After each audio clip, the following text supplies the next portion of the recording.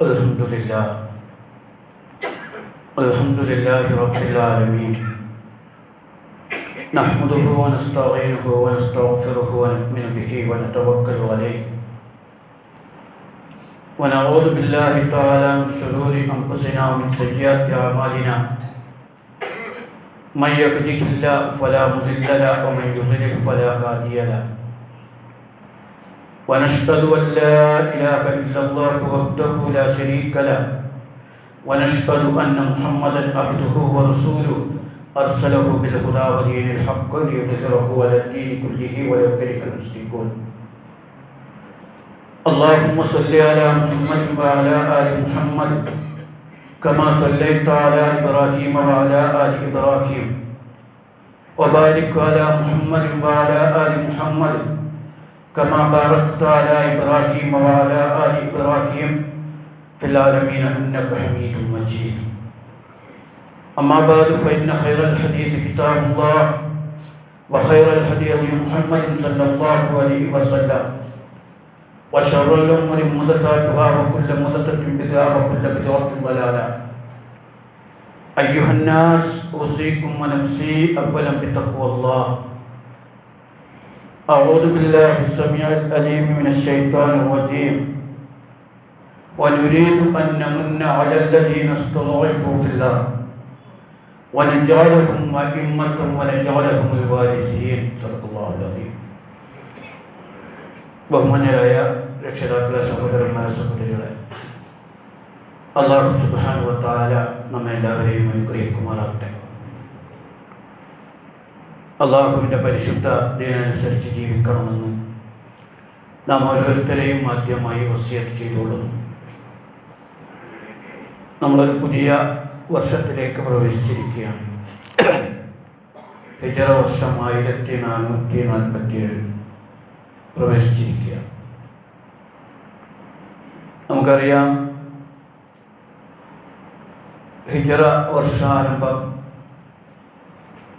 അത് ആ കാലഗണന തുടങ്ങിയത് ഉമർ ഇബ്നു ഖത്താബ് റളിയല്ലാഹുവിൻ്റെ കാലത്താണ്. അബൂ മുസൽ അശ്അരി റളിയല്ലാഹു അൻഹു അദ്ദേഹം ഗവർണറായിരിക്കവേ ഉമർ റളിയല്ലാഹു അൻഹു പല കത്തുകളും അദ്ദേഹത്തിന് അയച്ചുകൊണ്ടിരുന്നു. ഒരിക്കൽ അബൂ മുസൽ അശ്അരി റളിയല്ലാഹു അൻഹു ഉമർ റളിയല്ലാഹുവിനോട് പറഞ്ഞു, താങ്കൾ ഖലീഫ എന്ന എനിക്ക് ഒരുപാട് കത്തുകൾ എനിക്ക് വരുന്നുണ്ട്. പക്ഷെ ഇതിൽ ആദ്യം വന്ന കത്ത് ഏതാണ്, പിന്നെ വന്ന കത്ത് ഏതാണെന്ന് വ്യക്തമാകുന്നില്ല. നമുക്കൊരു കലണ്ടർ ഇല്ല, ഒരു കാലഗണന ഇല്ല. നമുക്ക് സ്വന്തമായ ഒരു കലണ്ടറും കാലഗണനയും വേണ്ടേ? ഇതറിഞ്ഞ ഉമർ റളിയല്ലാഹു അൻഹു ഉടനെ തന്നെ സഹാബാക്കളെയൊക്കെ വിളിച്ചുകൂട്ടി ഒരു ചർച്ച ആരംഭിച്ചു. നമുക്കൊരു കലണ്ടർ വേണം. എങ്കിൽ പിന്നെ അത് എന്ന് മുതൽ ആരംഭിക്കണം എന്ന ചർച്ചയാണ്. നമുക്കറിയാം, ആകാശഭൂമികൾ ഉണ്ടായ കാലം മുതൽ തന്നെ മാസഗണന ഉണ്ടായിരുന്നു. അതാണ് ഹിജറ വർഷത്തിന് എത്രയോ മുമ്പേ ജനിച്ച റസൂല് റബീഉൽ അവ്വലിലാണ് ജനിച്ചതെന്ന് നമ്മൾ പഠിക്കുന്നത്. അതുകൊണ്ടാണ് അന്ന് മാസം, പക്ഷെ വർഷഗണനയില്ല.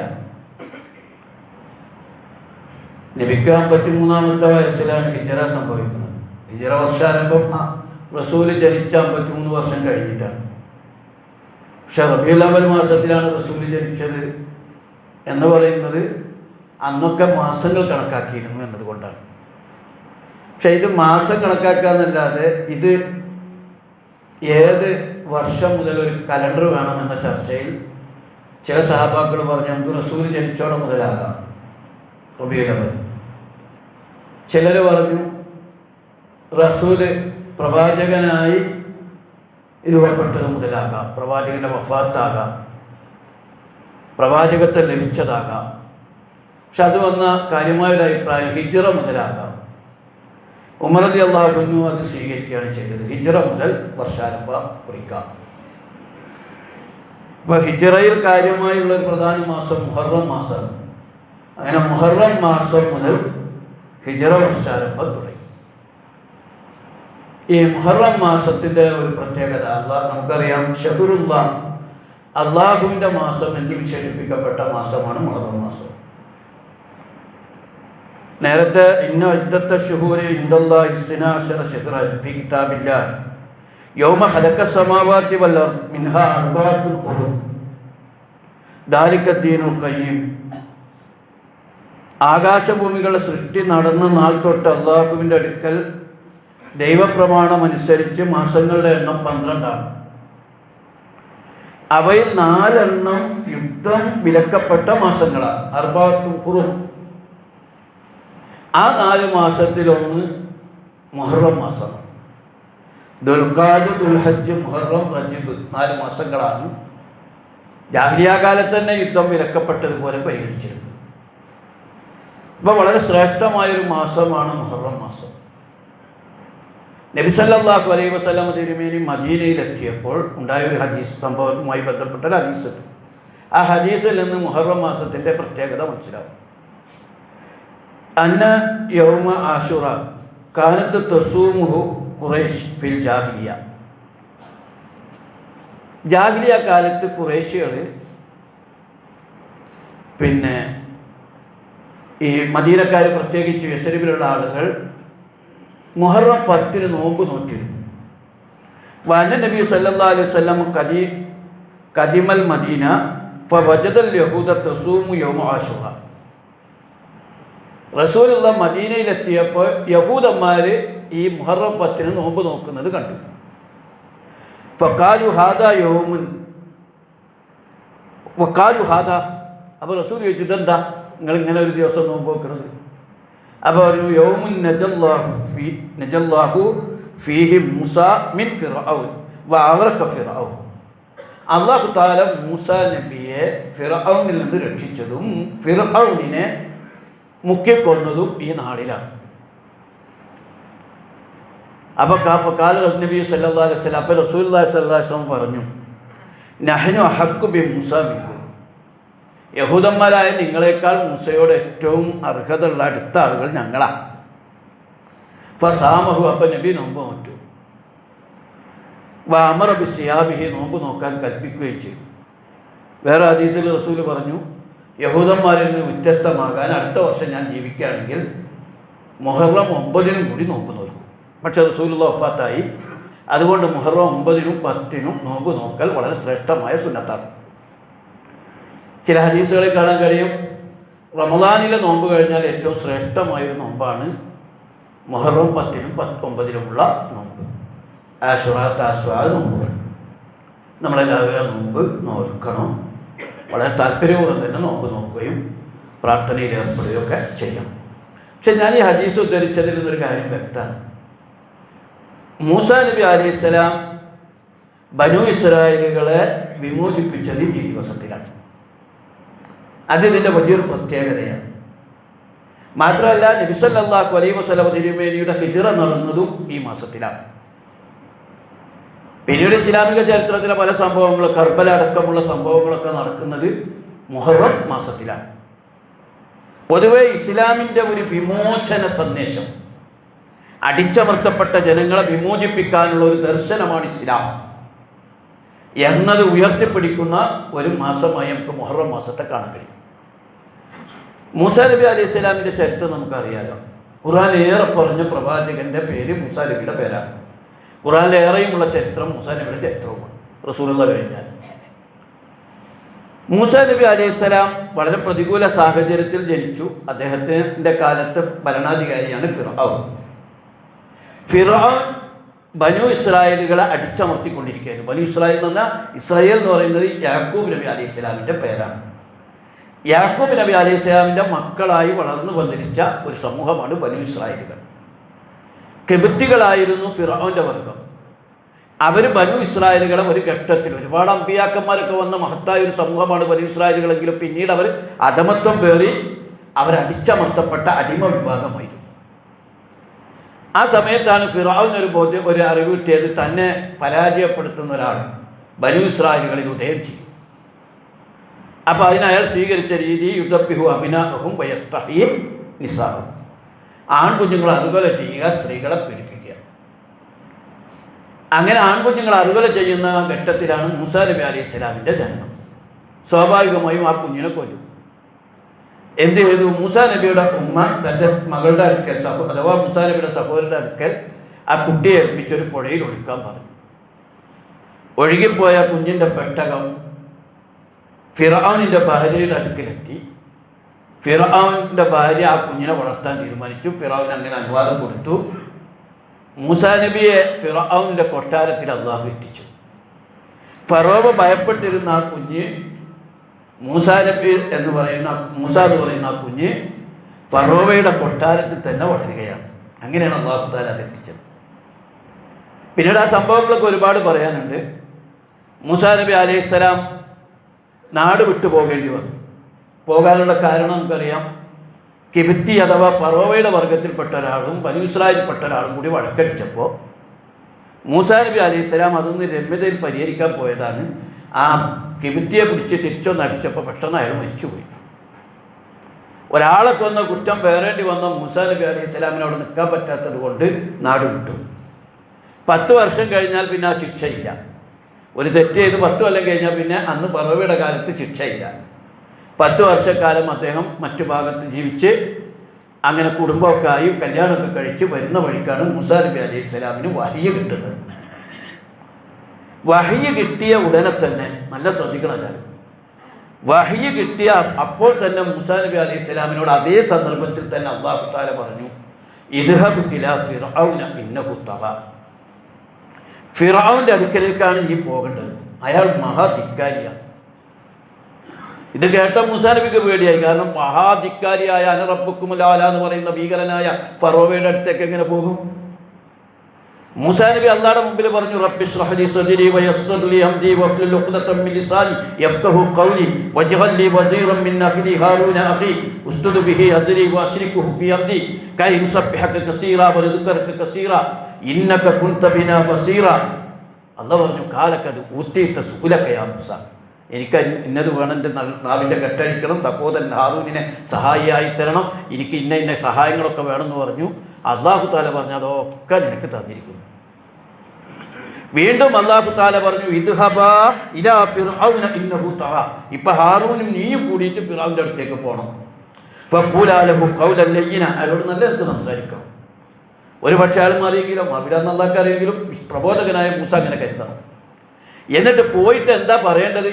ഒരു നബി ആയാൽ ആദ്യം പള്ളി ഉണ്ടാക്കണം, മദ്രസ ഉണ്ടാക്കണം, ഖുർആൻ ഓതണം, അല്ലെ തൗറാത്ത് ഓതണം എന്നൊന്നുമല്ല, ഒന്നും ഉണ്ടാക്കിയിട്ടില്ല. പക്ഷെ ആദ്യം തന്നെ മൂസാ നബിനെ അല്ലാഹു തആല, നമ്മൾ പഠിക്കേണ്ട ഒരു പാടാണ്, ഇസ്ലാം എന്താണെന്ന് മനസ്സിലാക്കാനുള്ള മാർഗ്ഗമാണ്. ഒരു നബിയെ നിയോഗിച്ചിട്ട് ആദ്യം തന്നെ അല്ലാഹു പറയുന്നത് ഒരു ആത്മീയമായ എന്തോ കാര്യം ചെയ്യാനല്ല, നീ പോകേണ്ടത് ഫിർഔന്റെ അടുത്തേക്കാണ്. എന്നിട്ട് ആ ഫിർഔനോട് പറയണം, ഫഖ്തിയാഹു ഫഖൂലാ ഇന്നാ റസൂലാ റബ്ബിക് ഫഅർസിൽ മഅനാ ബനീ ഇസ്രായീൽ. നിങ്ങൾ രണ്ടുപേരും ഫറോവയുടെ അടുത്തേക്ക് ചെന്നിട്ട് പറയണം, ഞങ്ങൾ നിന്റെ റബ്ബിന്റെ പ്രവാചകന്മാരാണ്, അതുകൊണ്ട് ബനൂ ഇസ്രായേൽ മക്കളെ ഞങ്ങളോടൊപ്പം അയച്ചു തരണം. വലാ തുഅദ്ദിബുഹും, ഇനി അവരെ പീഡിപ്പിക്കാൻ പറ്റൂല. ബനൂ ഇസ്രായേൽ മക്കളുടെ വിമോചനം മൂസാ നബി ആവശ്യപ്പെടുകയാണ്. നേരെ ഫറോവയുടെ കൊട്ടാരത്തിൽ ചെന്നു. കാരണം മൂസാ നബിയെ നിയോഗിക്കുന്നതിന്റെ കാരണം തന്നെ അല്ലാഹു തആല സൂറത്തുൽ ഖസസിൽ പറഞ്ഞത്, വനുരീദു അൻ നമുന്ന അലല്ലദീന ഇസ്തുദ്ഇഫു ഫിൽ അർദ് വനജഅലഹും അഇമ്മതൻ വനജഅലഹുൽ വാരിസീൻ. ഭൂമിയിൽ അടിച്ചമർത്തപ്പെട്ട ആളുകളെ ജേതാക്കളും വിധേതാക്കളും നായകന്മാരുമാക്കി മാറ്റാൻ അല്ലാഹു ഉദ്ദേശിക്കുന്നു. അതുകൊണ്ട് ബനൂ ഇസ്രായേലുകളെ വിമോചിപ്പിക്കാൻ അല്ലാഹു ഉദ്ദേശിക്കുന്നു. അതിനു വേണ്ടിയാണ് മൂസാ നബി അലൈഹിസ്സലാമിനെ അല്ലാഹു തആല നിയോഗിക്കുന്നത്. പിന്നീട് ഒരുപാട് പ്രശ്നങ്ങളുണ്ടായി. അതൊക്കെ വിവരിക്കാൻ ഇപ്പോൾ ഈ ഖുത്ബയിൽ കഴിയില്ല. മൂസാ നബി അലൈഹിസ്സലാമിന്റെ ജനതയോട് ഫിർഔൻ ഭീകരമായ ഭീഷണികളൊക്കെ മുഴക്കി, ലൗകത്യാന ഐദിയക്കും വഅർജുലക്കും മിൻ ഖിലാഫ് വലൗസല്ലിബന്നക്കും ഫീ ജുദൂഇൻ നഖ്ല. മൂസാ നബിയിൽ വിശ്വസിച്ച മാരണക്കാരോട് അവർ ഫിർഔൻ പറഞ്ഞു, നിങ്ങളുടെ കയ്യും കാലും വിപരീത ദിശയിൽ വെട്ടി നുറുക്കും, ഈത്തപ്പനത്തടിയിൽ കുരിശിലേറ്റോ. അവർ പറഞ്ഞു,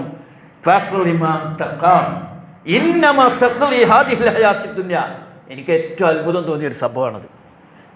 5 മിനിറ്റ് മുമ്പ് വരെ ഈ സാഗറുകൾ അഥവാ ഈ മാരണക്കാർ ഫിറൗന്റെ ആൾക്കാരാണ്. പക്ഷെ മൂസാ നബി വടിയണ്ടിട്ടപ്പോൾ അത് മാരണമല്ല, ഒറിജിനൽ പാമ്പ്. ആ മാരണക്കാർക്ക് മനസ്സിലായി മൂസാ നബി ശരിയായ പ്രവാചകനാണ്. അവരപ്പം തന്നെ പറഞ്ഞു, ആമന്നാ ബിറബ്ബി ഹാറൂന വ മൂസ, മൂസയുടെ ഹാറൂന്റെ റബ്ബിൽ ഞങ്ങൾ വിശ്വസിച്ചിരിക്കുന്നു. ഒരൊറ്റ മിനിറ്റ്. ഇപ്പോൾ മുസ്ലിമായിട്ട് 1 മിനിറ്റ് ആയിട്ടുള്ളൂ കേട്ടോ. ആ സമയത്താണ് ഫിർഔൻ പറഞ്ഞത്, ഞാൻ അനുവാദം തരുന്നതിന് മുമ്പ് നിങ്ങൾ വിശ്വസിക്കുക,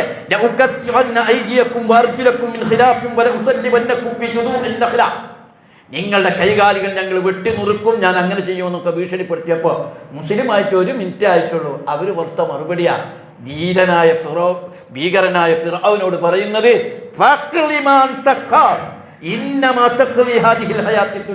നീ വിധിക്കണമെന്നാണ്ട് വിധിച്ചോ, നീ ദുനിയാവിലല്ലേ വിധിക്കുള്ളൂ. കാരണം ഈമാണ്ട് കയറിയാൽ പിന്നെ 1 മിനിറ്റ് മതി ശരിയായ ഈമാനുണ്ട് വന്നാൽ. പിന്നീട് നമുക്ക് കാണാൻ കഴിയും, മൂസാ നബി ബനൂ ഇസ്രായേലുകളെ മുഴുവൻ വിമോചിപ്പിച്ചു. അവരുമായി ഹിജ്റ പോകാൻ തീരുമാനിച്ചു. ഇനി ഫറോവയുടെ നാട്ടിൽ നിൽക്കാൻ പറ്റൂല. ഫറോവ എല്ലാ ഭീകരതയോടുകൂടി ആക്രമിക്കും. അങ്ങനെ മൂസാ നബി അലൈഹിസ്സലാം അവരെയൊക്കെ കൂട്ടി പലസ്തീനിലേക്ക് പോകാൻ പോവുകയാണ്.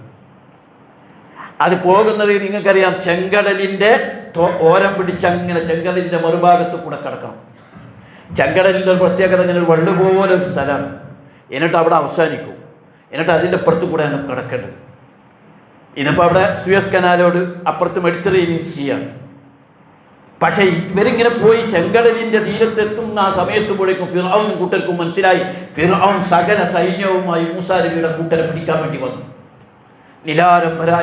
നിരായുധരായ മൂസാ നബിയുടെ സംഘം, എല്ലാവിധ ആയുധങ്ങളുമുള്ള കുറ്റികളുടെ കൂമ്പാരമുള്ള ഫിർഔൻ സംഘം ഒരു ഭാഗത്ത്, ഫിർഔന് പുറകെ വരുന്നു. മൂസാ നബി അങ്ങോട്ട് പോകുന്നു, നീങ്ങാൻ വയ്യ.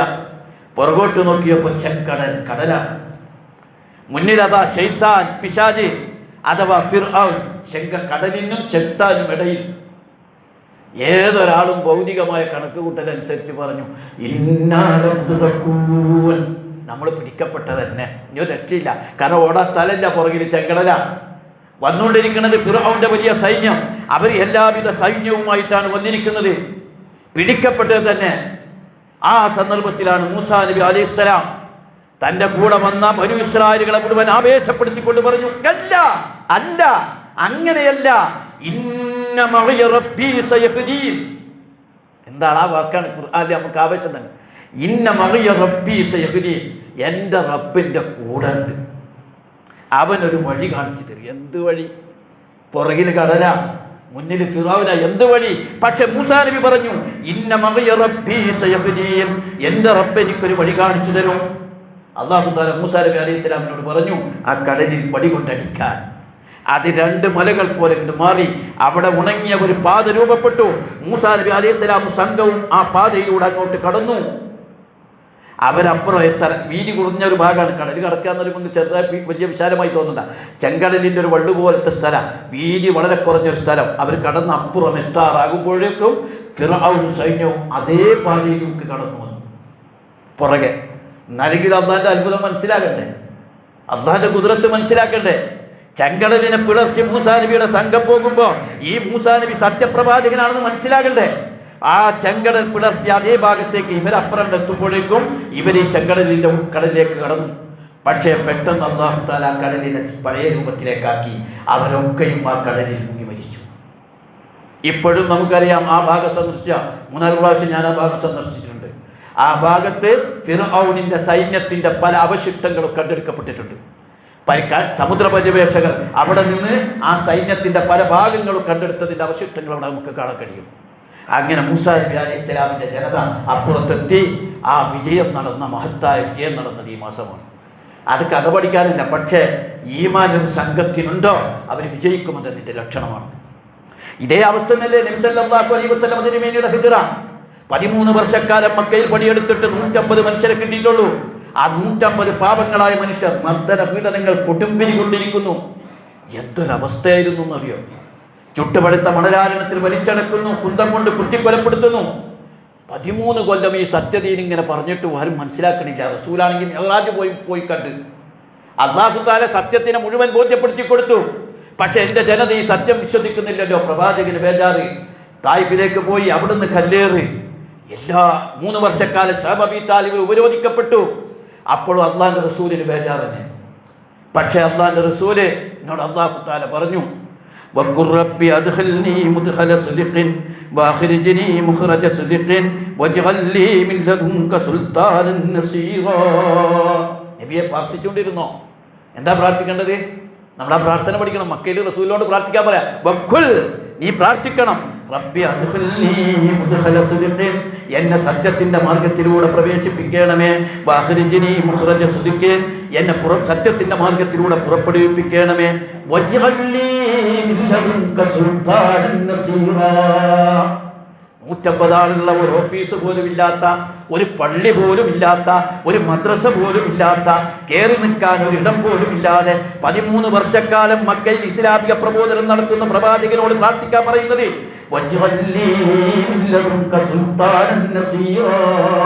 പഠിച്ചവനെ, നിന്റെ സഹായമുള്ള, നിന്റെ ഭാഗത്തു നിന്നുള്ള സഹായം ലഭിക്കുന്ന ഒരു അധികാര ശക്തി എനിക്ക് നീ നൽകണമേ. അധികാര ശക്തി, അത് ഇസ്ലാമിന്റെ ലക്ഷ്യം. ഒരധികാര ശക്തി നൽകണേ. ആ പ്രാർത്ഥന നടത്തിക്കൊണ്ടിരുന്നു. അതാ യസ്രിബിൽ നിന്ന് കുറെ നല്ല മനുഷ്യന്മാർ ഹജ്ജിന് വന്നു. അവരെ ഇസ്ലാമിനെ പറഞ്ഞു പഠിപ്പിച്ചു. 1-2 വർഷങ്ങളിലൂടെ അവർക്ക് എന്ത് ചെയ്തു? അവരുമായി അഖബ ഉടമ്പടിയിൽ ഏർപ്പെട്ടു. അങ്ങനെ നബി സല്ലല്ലാഹു അലൈഹി വസല്ലം തിരുമേനി ഹിജ്റക്ക് പോകാൻ റെഡിയായി. സഹാബാക്കളൊക്കെ പോയി. അവസാനം റസൂൽ ഹിജ്റ. ആ റസൂലിൻ്റെ ഹിജ്റകൾ പരിശോധിക്കണം. എത്ര പ്ലാനിങ്ങാ! അത്ഭുതപ്പെരും. എല്ലാ കാര്യവും തൻ്റെ അനുചരന്മാരോട് കൂടി ആലോചിക്കുന്ന അള്ളാന്റെ റസൂല് ഹിജ്റ പോകുന്ന വിവരം ഒരൊറ്റ മനുഷ്യനോട് പറഞ്ഞില്ല. അബൂബക്കർ സിദ്ദീഖ് റളിയല്ലാഹു അൻഹു മാത്രം, വേറൊരു സഹാബിയോട് പറഞ്ഞില്ല. കാരണം ഒരാളിൽ നിന്നും അത് ലീക്കാകരുത്. അങ്ങനെ അബൂബക്കർ സിദ്ദീഖ് റളിയല്ലാഹുവിൻ്റെ മകൾ അസ്മാ റളിയല്ലാഹുവിൻ്റെ ഭക്ഷണം കൊടുക്കാനൊക്കെ ഏൽപ്പിച്ച് എല്ലാം ഏർപ്പാടാക്കി. റസൂലിനെ അപ്പോഴേക്കും വധിക്കാൻ മുശ്രിക്കുകൾ തീരുമാനിച്ചു. എല്ലാ ഗോത്രത്തിൻ്റെ പ്രതിനിധികളും കൂടി റസൂലുള്ളാഹിയുടെ വീട് വളഞ്ഞു. എന്നിട്ട് റസൂൽ അതേ രാത്രിയിൽ അലി റളിയല്ലാഹുവിനെ തൻ്റെ വിരിപ്പിൽ കിടത്തി അവരിൽ നിന്ന് രക്ഷപ്പെട്ട് ഹിജ്റക്ക് റസൂൽ പുറപ്പെട്ടു. അബൂബക്കർ സിദ്ദീഖ് റളിയല്ലാഹുവിനെ കൂട്ടി സൗർ ഗുഹയിലേക്കാണ് പോയത്. മദീനത്തേക്ക് പോകുമ്പോൾ പൊന്നാനി എടപ്പാൾക്ക് പോകുന്ന ഇങ്ങനെയാണ്, നേരെ എതിർഭാഗത്തേക്കാണ് പോയത്. മദീനയുടെ ദിശയിലേക്കല്ല. കാരണം മദീനയുടെ ദിശയിലേക്ക് ആളുകൾ തെരഞ്ഞു വരുന്നറിയാം. പക്ഷേ എതിർഭാഗത്തേക്ക് പോയി മദീനയുടെ മുകളിലുള്ള സൗർ ഗുഹയിൽ അഭയം തേടി റസൂൽ. അവിടെ 3 ദിവസം കഴിച്ചു കൂട്ടാൻ റസൂൽ തീരുമാനിച്ചിരുന്നു. മക്കയിലൊക്കെ സ്ഥിതിഗതികൾ അറിയാൻ അബൂബക്കർ സിദ്ദീഖ് റളിയല്ലാഹുവിൻ്റെ മകനെ ചുമതലപ്പെടുത്തി. ഭക്ഷണം കൊണ്ടുവന്നു തരാൻ അസ്മാ റളിയല്ലാഹുവിനെ ചുമതലപ്പെടുത്തി. അവരൊക്കെ നടന്നു പോകുന്ന കാൽപ്പാടുകൾ മായ്ക്കാൻ വേണ്ടി അബൂബക്കർ സിദ്ദീഖ് റളിയല്ലാഹുവിൻ്റെ അടിമയെ ആടുമായി വരാൻ ഏർപ്പാട് ചെയ്തു. ആടുമായി വരുമ്പോൾ പാല് കുടിച്ചു. എല്ലാ വിവരങ്ങളും ഇങ്ങനെ സൂക്ഷ്മമായി പഠിച്ച് എല്ലാ പ്ലാനിങ്ങും കൃത്യമായി നടത്തിയതിന് ശേഷം അപ്പോഴേക്കും റസൂലുള്ളാഹിയുടെ തലക്ക് ഒട്ടകം ഇനാം പ്രഖ്യാപിച്ചു. 100 ചുമന്ന ഒട്ടകം. അബൂജഹൽ അപ്പം പ്രഖ്യാപിച്ചു. റസൂലുള്ള വീട്ടിലില്ല എന്നറിഞ്ഞപ്പോൾ പറഞ്ഞു, റസൂലിന്റെ തല കൊയ്താൽ 100 ചുമന്ന ഒട്ടകം. നേരെ അബൂജഹൽ ചെയ്യുന്നു അബൂബക്കർ സിദ്ദീഖ് റളിയല്ലാഹുവിന്റെ വീട്ടിലേക്ക്. എവിടെയാണ് നിന്റെ വാപ്പ? അബൂബക്കർ സിദ്ദീഖ് റളിയല്ലാഹുവിന്റെ പെൺമക്കളോട് ചോദിച്ചു. അവർ പറഞ്ഞു, ഞങ്ങൾക്കറിയില്ല. അസ്മാ റളിയല്ലാഹുവിന്റെ കബള താഞ്ഞടിച്ചു. അസ്മാ റളിയല്ലാഹുവിന്റെ താഴെ വീണു. ആ അവസാനം 100 ഒട്ടകം പ്രഖ്യാപിച്ച് മക്കക്കാർ മുഴുവൻ പായുകയാണ് റസൂലുള്ളാഹിയുടെ തല കൊയ്യാൻ. പക്ഷേ അവർ ചെന്നു, എതിർ ദിശയിലും അവർ ചെന്നു. സൗർ ഗുഹയുടെ മുകളിൽ കയറി 1 കിലോമീറ്ററോളം പൊക്കമുള്ള ഒരു മലയുടെ മുകളിൽ അവർ കയറി ചെന്നു. പക്ഷേ ചെന്നപ്പോൾ അവിടെ 8 കാല് വല നെയ്തതാണ് കണ്ടത്. റസൂൽ അവിടെ ആളില്ലാന്ന് കരുതി അവർക്കൊണ്ട് പോയിരുന്നു. പക്ഷെ അവരിങ്ങനെ എത്താതായപ്പോൾ അബൂബക്കർ സിദ്ദീഖ് റളിയല്ലാഹുവിന് ബേജാറായി. അള്ളാന്റെ റസൂലിനെ പിടിക്കുമോ? റസൂലിനെ അവർ പിടിക്കോ? അപ്പോഴാണ് അള്ളാന്റെ ബേജാറാണിച്ചപ്പോൾ റസൂൽ അബൂബക്കറെ താങ്കൾ എന്താ വിചാരിച്ചത്? വല്ലാഹു സാലിസുഹുമാ, നമ്മൾ 2 ആളല്ല ഈ ഗുഹയിലുള്ളത്, അള്ളണ്ട് ഈ ഗുഹയില്. ലാ തഹ്സൻ ഇന്നല്ലാഹ മഅനാ. നേരത്തെ മൂസാ നബി അലൈഹിസ്സലാം ഇന്ന മഅയ റബ്ബി സയഹ്ദി എന്ന് പറഞ്ഞ പോലെ റസൂലുള്ളാഹി സ്വല്ലല്ലാഹു അലൈഹി വസല്ലം തങ്ങൾ അബൂബക്കർ സിദ്ദീഖ് റളിയല്ലാഹുവിനോട് പറയാണ്, ഭയപ്പെടണ്ട, അള്ളണ്ട് നമ്മുടെ കൂടെ. അവസാനം അള്ളാഹുവിൻ്റെ സഹായത്തിൽ റസൂലുള്ള മദീനയിലേക്ക് വളഞ്ഞൊരു വഴിയിലൂടെ ചെല്ലുന്നു. മദീന രൂപപ്പെടുത്തുന്നു. 13 കൊല്ലം പണിയെടുത്തിട്ട് 150 ആളെ കിട്ടിയെങ്കിൽ പിറ്റത്തെ 13 കൊല്ലം കൊണ്ട് ലോകത്തിൻ്റെ മുക്കമുലകളിലേക്ക് ഇസ്ലാം പ്രചരിച്ചു. അറിയപ്പെട്ട ലോകത്തേക്കൊക്കെ ഇസ്ലാം വ്യാപിച്ചു. മദീന ഒരു രാഷ്ട്രമായി, ഇസ്ലാമിക രാഷ്ട്രം രൂപപ്പെട്ടു. ലോകത്തിൻ്റെ എല്ലാ മുക്കമുലകളിലേക്കും ഇസ്ലാം പ്രവഹിച്ചു. ഹിജ്റ വലിയ ത്യാഗമായിരുന്നു. ഒരൊറ്റ ഉദാഹരണം പറഞ്ഞാൽ മതി. നബി സല്ലല്ലാഹു അലൈഹി വസല്ലം തിരുമേനി ആ ഹിജ്റ പോകുമ്പോൾ കുറച്ചങ്ങ് ദൂരെത്തിയിട്ട് ആ മക്കയിലേക്കൊന്ന് തിരിഞ്ഞു നോക്കുന്ന ഒരു രംഗമുണ്ട്. എന്നിട്ട് പറയുന്നുണ്ട്, വല്ലാഹി ഇന്നക ലഖൈറു അർദില്ലാഹി വഹബ്ബു അർദില്ലാഹ് ഇലല്ലാഹ് വലൗലാ അന്നീ ഉഖ്രിജ്തു മിൻക മാ ഖറജ്. അല്ലാഹുവാണ് സത്യം, ഈ ഭൂമിയിലെ ഏറ്റവും നല്ല ഭൂമിയാണ് മക്ക. അല്ലാഹുവിന്റെ അടുക്കൽ ഏറ്റവും ശ്രേഷ്ഠമായ ഭൂമിയാണ്. വലൗലാ അന്നീ ഉഖ്രിജ്തു മിൻക മാ ഖറജ്. എന്നെ ഇവിടുന്ന് പുറത്താക്കിയിട്ടില്ലെങ്കിൽ ഞാൻ ഒരിക്കലും ഈ മക്കയിൽ നിന്ന് പോകുമായിരുന്നില്ല. അങ്ങനെയാണ് റസൂൽ പുറപ്പെട്ടത്. റസൂലിൻ്റെ അവിടെ എത്തി. പക്ഷേ ഓരോ സഹാബാക്കളും പോയത് സുഹൈബുർ റൂമിൽ സമ്പാദിച്ചത് മുഴുവൻ കൊടുത്തു. അബ്ദുറഹ്മാൻ ഔഫിന്റെ സ്വത്ത് മുഴുവൻ ഇട്ടേച്ചു പോയി. അബൂബക്കർ സിദ്ദീഖ് റളിയല്ലാഹുവിന്റെ സ്വത്ത് മുഴുവൻ ഇട്ടേച്ചു പോയി. അസ്മാ റളിയല്ലാഹു അൻഹ പറയുന്നുണ്ട്, ഞാൻ ഹിജ്റ പോയത് നിറവയറുമായിട്ട്. ഞാൻ മരണത്തിന്റെ വക്കത്തിൽ പല ഘട്ടത്തിലും എത്തി. ഇന്ന് മക്കയിൽ നിന്ന് മദീനയിലേക്ക് 500 കിലോമീറ്റർ AC ബസ്സിലോ ട്രെയിനിലോ പോണ പോലല്ല, ആഴ്ചകളോളം എടുത്ത് ആ ചുട്ടുപഴുത്ത മണലാരണ്യത്തിലൂടെ നടന്നു നീങ്ങുകയാണ്. അസ്മാ റളിയല്ലാഹു അൻഹ മദീനയുടെ വക്കത്തെത്തുമ്പോഴേക്കും പ്രസവിച്ചു. മുഹാജിറിന് ആദ്യം ലഭിച്ച കുഞ്ഞാണ് അബ്ദുല്ലാഹ് ഇബ്നു സുബൈർ റളിയല്ലാഹു അൻഹു, മഹാനായ. അങ്ങനെ അതുപോലെ ഓരോ സഹാബികളുടെയും ഒരു സഹാബി തൻ്റെ ഭാര്യയെയും കുഞ്ഞിനെയും എടുത്ത് പുറപ്പെടുമ്പോഴാണ് ഭാര്യയുടെ ആൾക്കാർ ആ സ്ത്രീയെ പിടിച്ചുകൊണ്ടാൻ പോയി. കുറച്ച് കഴിഞ്ഞ് ആ സ്ത്രീയും കുട്ടിയും ഒരു ഭാഗത്ത്, ഭർത്താവ് ഹിജ്റ ചെയ്തു. കുറച്ച് കഴിഞ്ഞപ്പോൾ ഭർത്താവിൻ്റെ ആൾക്കാർ വന്ന് കുട്ടീനെ പിടിച്ചുകൊണ്ട് പോയി. ഇപ്പോൾ കുട്ടി ഭർത്താവിൻ്റെ വീട്ടിൽ, സ്ത്രീയുടെ വീട്ടിൽ, ഭർത്താവ് ഹജ്ജ്. പിന്നീട് അവർ യോജിക്കുന്നു. എന്തെല്ലാം ത്യാഗങ്ങൾ അനുഭവിച്ചു. ആ ത്യാഗം അനുഭവിച്ചത് കൊണ്ട് ലോകത്ത് ഇസ്ലാം പ്രചരിച്ചു. അള്ളാന്റെ റസൂലിനെ ചേർത്ത് സഹാബാക്കൾ പിന്നെ ഹിജ്റ പോയി. അവർ ലോകത്തിന്റെ മുഖമുലകളിൽ ഇസ്ലാമിനെ പ്രബോധനം ചെയ്തു. ആ ഹിജ്റകളൊക്കെ വെച്ചുകൊണ്ട് ഇന്നത്തെ ലോകത്തെ നിങ്ങളൊന്ന് ചർച്ച ചെയ്തു നോക്ക്. ഇന്നും ആ ലോകത്ത് ഇസ്ലാം വിജയിച്ചുകൊണ്ടിരിക്കുകയാണ്. പുതിയ ചർച്ചകൾ വരുന്നത് അത്ഭുതകരമായ ഘടനയിലാണ്. 2050 വരുമ്പോഴേക്കും ഇസ്ലാം ഏറ്റവും വലിയ ദർശനമാകുമെന്ന് ഉറപ്പിച്ചു കഴിഞ്ഞിരിക്കുന്നു. ഏറ്റവും ഫാസ്റ്റസ്റ്റ് ഗ്രോവിംഗ് റിലീജിയൻ ഇസ്ലാം. എന്തിനേറെ അമേരിക്കയിലെ ന്യൂയോർക്ക് സിറ്റി, ലോകത്തിലെ അമേരിക്കയിലെ ഏറ്റവും വലിയ പട്ടണം. ആ പട്ടണത്തിൻ്റെ മേയർ മസ്താനി മുസ്ലിം ബാക്ക്ഗ്രൗണ്ടിൽ നിന്നാണ് വരുന്നത്. പിതാവ് മുസ്ലിമാണ്. അദ്ദേഹം ഇന്ന് പലസ്തീനെ പിന്തുണക്കുന്നു. ഗുജറാത്തിൽ നടത്തിയ വംശഹത്യക്കെതിരെ, മോഡിക്കെതിരെ സംസാരിക്കുന്നു. ലോകത്ത് ഭീകരത വിതരണം ചെയ്യുന്ന ട്രംപിന് ബേജാറ് തോന്നുന്നു. അഥവാ ന്യൂയോർക്ക് സിറ്റിയിലെ മേയർ ഈ ഘടനയിലേക്ക് മാറി വരുന്നു എന്നതാണ് ചർച്ച. ഇത് ലോകത്ത് വലിയ മാറ്റങ്ങൾ ഉണ്ടാക്കുകയാണ്. ഇപ്പോൾ നടക്കുന്നത് ഹിജ്റകൾ അധികവും കുടിയേറ്റങ്ങളിലൂടെയാണ്. മുസ്ലിം മേഖലകളിൽ നിന്ന് ലോകത്തിൻ്റെ എല്ലാ ഭാഗത്തേക്കും കുടിയേറിക്കൊണ്ട് ഇസ്ലാം അവിടെയൊക്കെ എത്തിക്കൊണ്ടിരിക്കുകയാണ്. നമ്മൾ മനസ്സിലാക്കണം, നമ്മുടെ കൂടെ അള്ളണ്ട് എന്ന് വിചാരിച്ചാൽ മാറ്റങ്ങളുണ്ടാകും. ഞാനൊക്കെ ഈ അടുത്ത ഇറാൻ യുദ്ധം നടക്കുന്ന സെക്കൻഡ് വരെ കരുതിയത് അമേരിക്ക പോലെ ലോകത്തിലെ അതിനേക്കാൾ വലിയ സൈനിക ശക്തിയാണ് ഇസ്രായേൽ എന്നാണ്. വട്ടപ്പൂച്ചയായിരുന്നു എന്നല്ലേ മനസ്സിലായത്. ഇത്തിരി പോന്ന ഇറാന്റെ 4 മിസൈലുകളെ തടുക്കാൻ പറ്റാത്ത, ഞങ്ങളെ വേദഗ്രന്ഥത്തിൽ ഇതിനെ തടുക്കാനുള്ള ആയുധം കണ്ടുപിടിക്കുന്നു എന്ന് പറഞ്ഞിട്ട് ആ സാധനത്തിനൊന്നും പറ്റാത്ത വിധം എത്രയോ വലിയ നഷ്ടങ്ങളാണ് കൊച്ചി ഇറാൻ ഉണ്ടാക്കി കൊടുത്തിരിക്കുന്നത്. കൊച്ചി ഇറാൻ ഇന്ന് ഇസ്രായേലിന് മനസ്സിലാക്കിയിരിക്കുന്നു, തങ്ങളുടെ പഴയ അപ്രമാദിത്വം ഇനി നടക്കില്ല.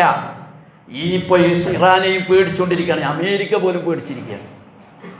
പാലത്തിൻ്റെ പുതിയ സമവാക്യങ്ങൾ രൂപപ്പെടാൻ പോവുകയാണ്. പുതിയ ബന്ധങ്ങൾ രൂപപ്പെടാൻ പോവുകയാണ്. പുതിയ അധീക്ഷാധികാരത്തിൻ്റെ ശക്തികൾ രൂപപ്പെടാൻ പോവുകയാണ്. ലോകം ഇത് വളരെ സാഗൂതം നിരീക്ഷിക്കുകയാണ്.